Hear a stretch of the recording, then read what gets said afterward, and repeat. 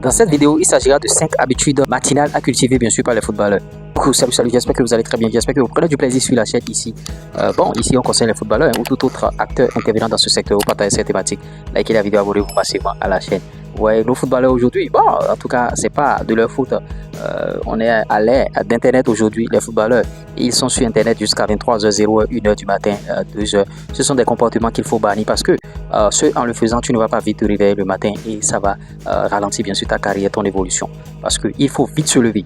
Déjà dès 5h du matin, il faut te lever déjà et te préparer pour la journée. Et je vous ai prescrit des programmes ici à la veille. Il faut déjà mettre le plan de ta journée, c'est-à-dire tout ce que tu feras le lundi soir, déjà ce que tu feras le mardi, le lundi soir avant de te coucher.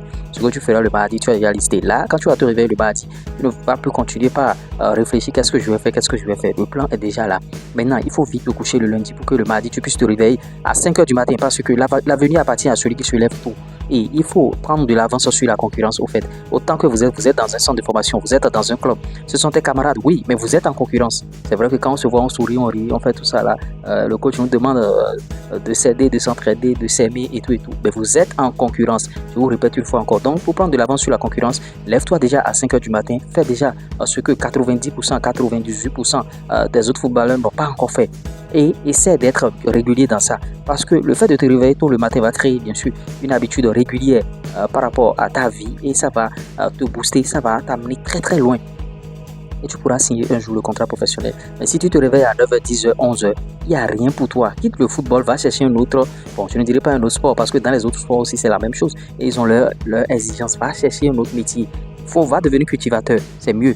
Tu vois, tu vas cultiver le champ avec ton père ou bien avec ta mère. Parce que le football a trop d'exigences. Il faut te réveiller et être régulier et être discipliné et travailler d'arrache-pied.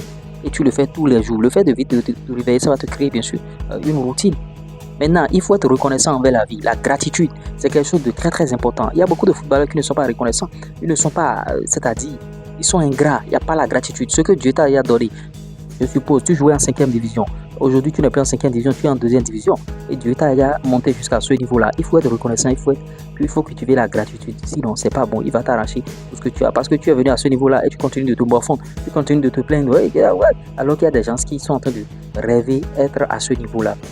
Tu vois, donc il faut cultiver la gratitude. C'est très très important. Beaucoup de footballeurs sont ingrats. Bon, je vais parler de l'autre côté aussi.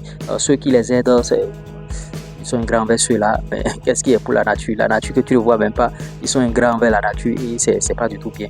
Maintenant, l'autre chose, c'est les opportunités. Il faut chercher les opportunités. Les opportunités, il y en a partout. Il y en a à côté de toi. Mais tu ne les vois pas parce que tu n'es pas ouvert d'esprit. Tu es fermé d'esprit. Il faut être ouvert d'esprit. Bavarder, causer avec les autres. Ne pas rester tout le temps chez soi. Ne pas rester renfermé. Non, ouvre-toi au monde et le monde s'ouvrira à toi. J'espère que je t'aurai procuré quelques conseils au travers de cette vidéo. En tout cas, fais ce que tu as fait et tu vas voir ta carrière. C'est juste une question de temps.